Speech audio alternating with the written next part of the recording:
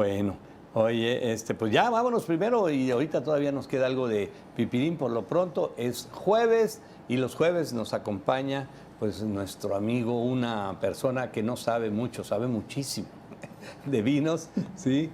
Gracias, Rafa, el doctor Rafael Íñigo Pavlovich, que nos acompaña aquí en el estudio. ¿Qué tal? Muy buenas noches, feliz jueves. Feliz jueves. De Entre Vinos. Entre Vinos, claro que sí. Bien, pues hoy vamos a tocar un tema de los mitos del vino. Órale, De lo que interesante. creemos que sucede y no sucede. Ok. Porque ¿Sí? tiene sus mitos. Exactamente, como indudablemente, todo, ¿no? Como todo tiene sus creencias, sus leyendas, sus mitos. Y los se van como el de este casillero del diablo, ¿cómo se llama? El que decían que Sí. se aparecía el diablo. Marqués de Concha y Toro tenía, como le robaban de su casillero, porque esa es la manera en que le llaman a las cavas, corrió la voz de que ahí se aparecía el diablo. El diablo.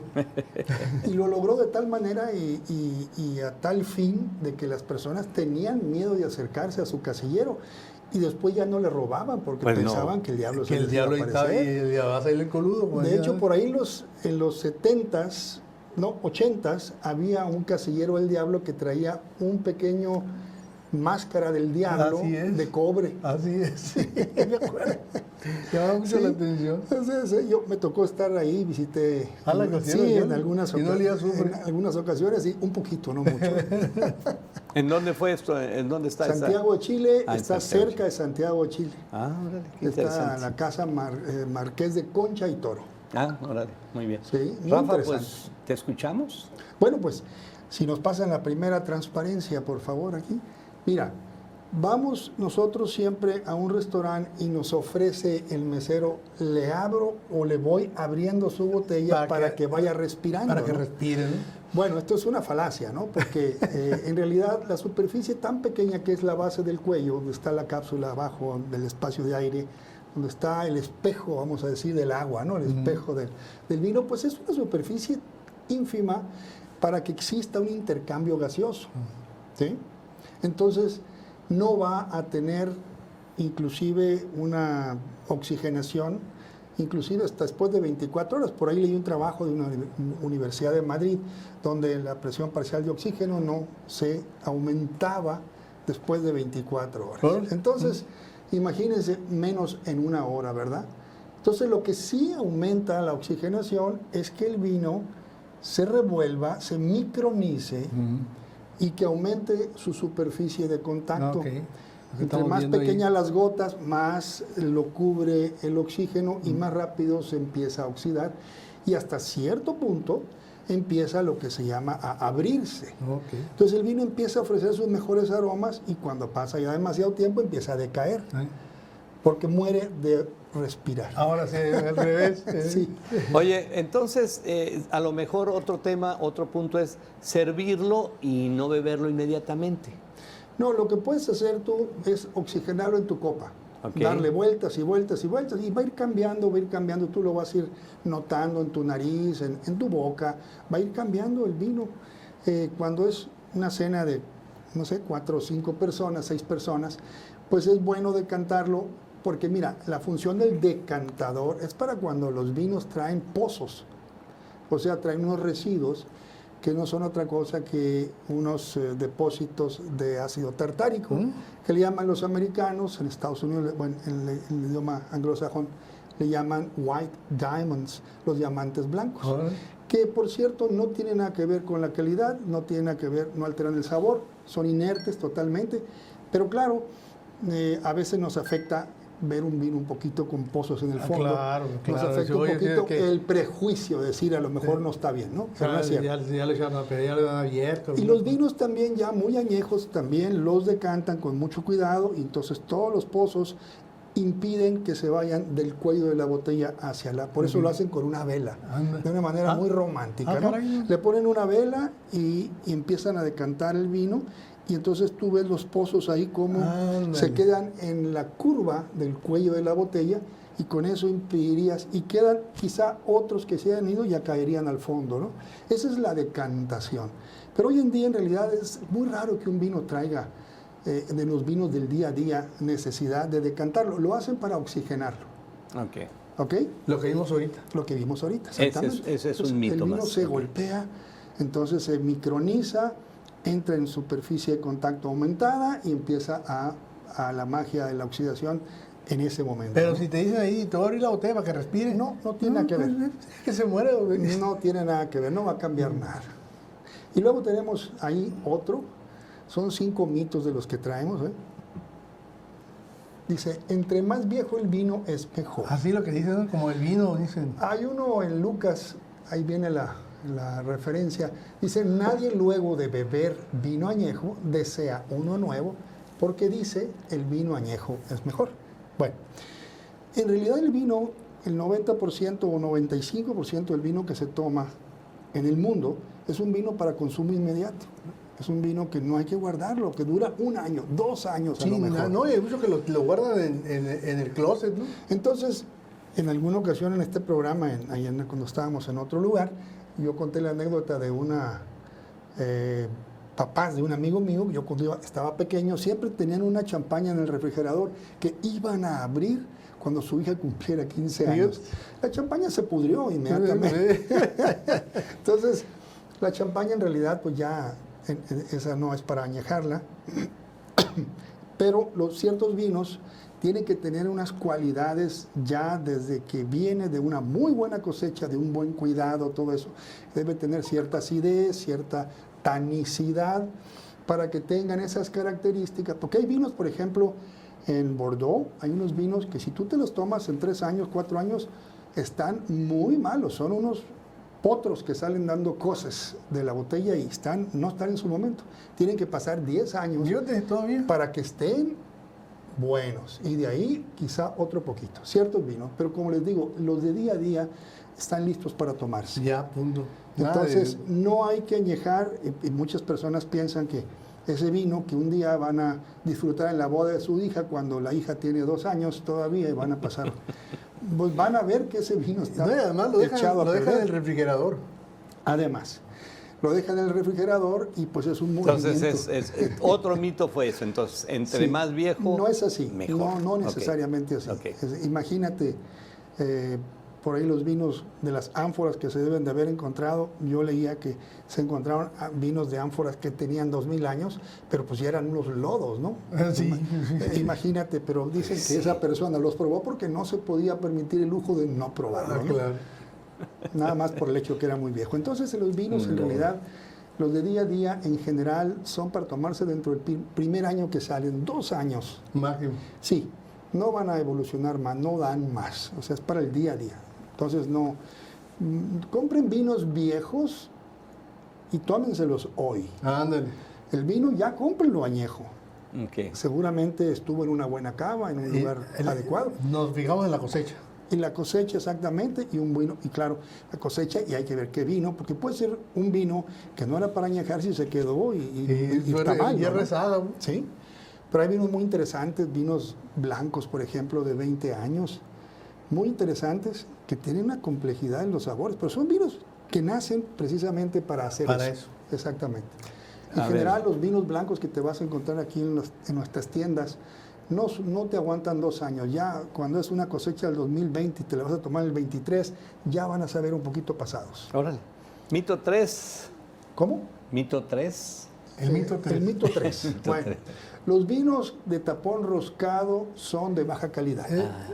Eso es una imagen, así como los vinos de caja que se relacionan con una baja calidad, lo cual no es cierto, porque hay muchas marcas ya actualmente que son vinos tan buenos como los de una botella.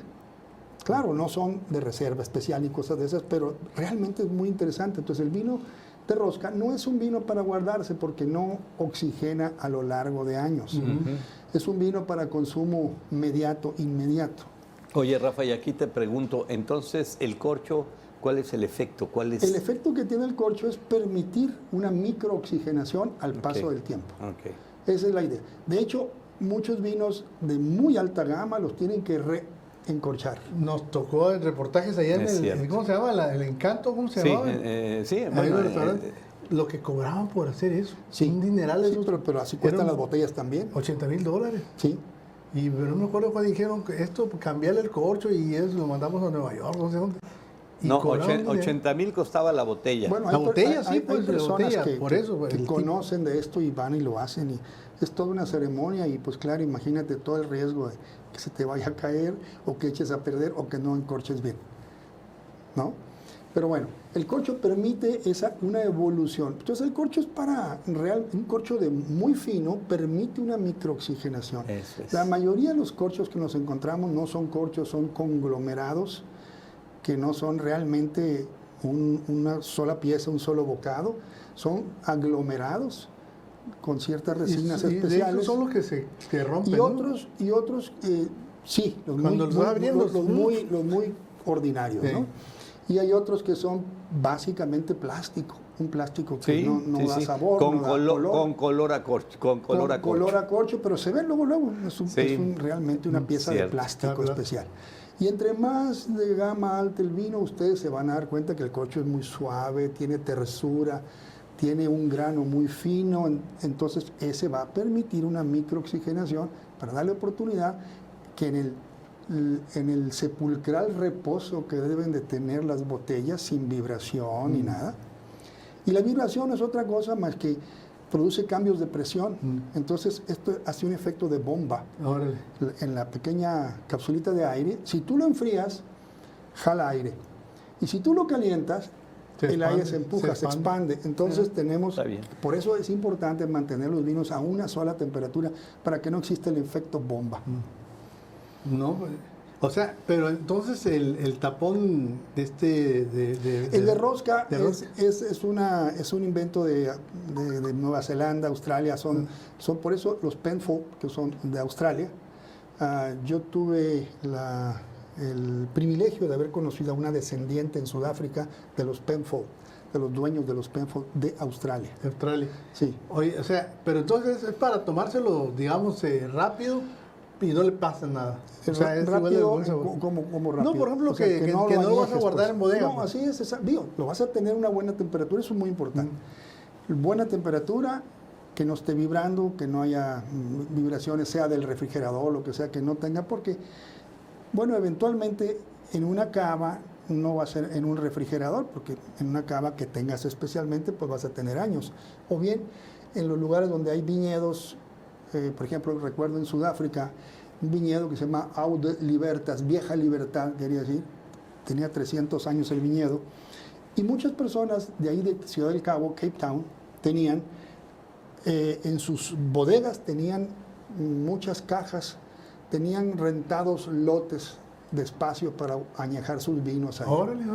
Sí, entonces las personas tenían ahí como sus el banco vinos que ponen sus cajas por de seguridad. generaciones, ahí tenían ellos rentados esos lugares. Y bueno, en ese sepulcral, digo, silencio y oscuridad y todo, pues ahí sí añejaban muy bien, ¿verdad? Y no había mexicanos. Y no. Oye, nos vamos al mito, ¿qué? Cuatro. Mito 4. Número 4. A ver, ¿qué dice el mito 4? A ver, pasa. Las lágrimas del vino son un signo de calidad. ¿Te acuerdas aquel anuncio que decía, mira cómo las lágrimas... Sí. Bueno, las lágrimas en realidad es un efecto que se llama Gibbs-Marangoni y es una disimetría en la evaporación. O sea, el vino se queda ahí, vamos a decir, untado en la copa. Y cuando tiene cierto contenido alcohólico en adelante, se forman las lágrimas. Si ustedes tapan y no hay evaporación, es muy difícil que aparezcan lágrimas. Aparecen, pero no en la medida. Entre más robusto el vino, más disímbolo en sus canales de evaporación y quedan unas gotas de lágrimas o piernas. Nosotros decíamos que cuando estaban ese tipo de lágrimas era porque un vino era mejor y era un poco más espeso. Y que bueno, por eso... era exactamente, es lo robusto del vino lo que provoca a la sensación visual de que tiene más. Entonces, nada que ver, Rafa. Si se queda o no se queda, no exactamente, tiene. no. Es un mito. Más, eso nos indica que un vino tiene 14 grados, que un vino tiene un grado alcohólico alto. O sea, ya ves, está lagrimiendo. Entre más lágrima tiene, más duro podemos pensar que tiene un poquito más graduación alcohólica. Ahora está interesante. ¿Sí? Y yo lo veo muy chillón. Y mito 5. Y el 5, ¿es cierto que los vinos entre más costosos son mejores? No, realmente no. Oye, ese que tienes en la portada, ¿cuánto cuesta un vino de esos? Un Petrus puede 2008. Costar mucho, hay variables. Yo me acuerdo hace algunos años en algún viaje a París en el aeropuerto, llegué a ver uno por 1.000 euros. 1.000 euros. Bueno, 1.000 euros, pero hoy, eso te hablo hace 20 años, hoy, y depende de la cosecha, hoy te cuestan 100,000, 150,000 pesos.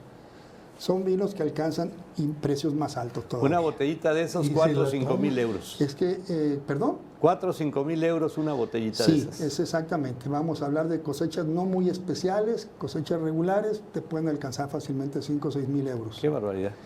Y bueno, en realidad las cosas es, tienes que tú que pagar para tú decir realmente, pues te decepcionarías de, a veces, tomar porque te invitan o porque estás en el lugar adecuado, vinos de muy alta gama que tú dices, jamás pagaría yo este dinero.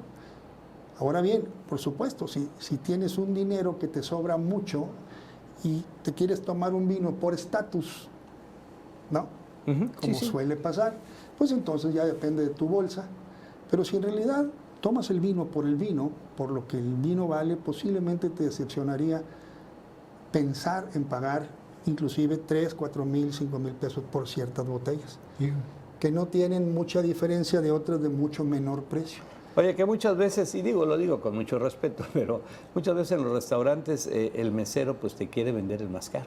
Es normal porque eso eleva la propina, ¿no? Ajá. Te vende el más caro y de veras, el más caro no siempre es necesariamente el mejor. Oye, Rafa, fíjate que ya lo habíamos platicado una vez, pero te voy a decir un ejemplo. Costco, por ejemplo.